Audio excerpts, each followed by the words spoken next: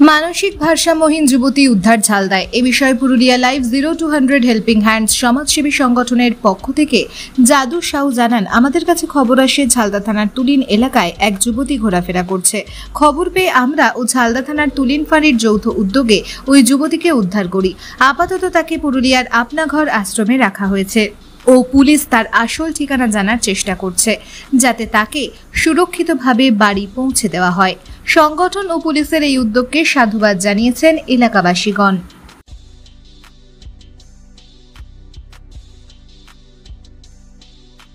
নমস্কার। 15 তারিখ 15/4/2025 ঝালদা থানার অন্তর্গত তুলিন এলাকায় এক মেয়ে ঘোরাঘুরি করছিল।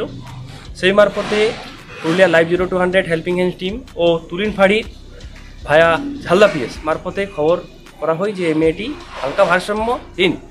তাই আমরা দেরি না করে ঝালদা পিএস ও তুলিন ফাঁড়ি সাথে সাথে Purulia live 0-200 helping hand team Purulia Apnaghar আশ্রমে সেই মেয়েটিকে নিয়ে জমা দেওয়া। ঠিক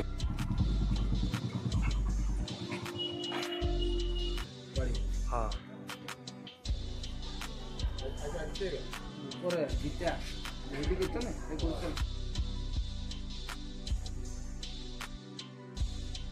মানসিক ভারসাম্যহীন যুবতী উদ্ধার ঝালদায়। এ বিষয়ে পুরুলিয়া লাইভ 0-200 হেল্পিং হ্যান্ডস সমাজসেবী সংগঠনের পক্ষ থেকে জাদু সাউ জানান, আমাদের কাছে খবর আসে ঝালদা থানার তুলিন এলাকায় এক যুবতী ঘোরাফেরা করছে।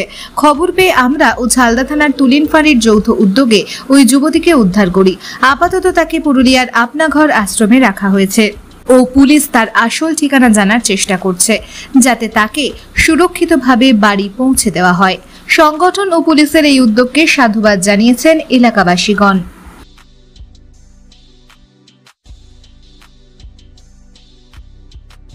নমস্কার। 15 তারিখ 15/4/2025 ঝালদা থানার অন্তর্গত তুলিন এলাকায় এক মেয়ে ঘোরাঘুরি করছিল। সেই মারফতে Purulia live 0-200 helping hand team ও তুলিন ফাঁড়ি ভায়া ঝালদা পিএস মারফতে খবর করা হয় যে মেয়েটি হালকা ভারসাম্যহীন। তাই আমরা দেরি না করে ঝালদা পিএস ও তুলিন ফাঁড়ি সাথে সাথে Purulia live 0-200 helping hand team Purulia Apnaghar আশ্রমে সেই মেয়েটিকে নিয়ে জমা দেওয়া। ঠিক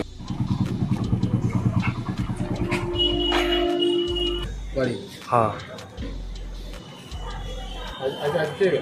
উপরে দিতে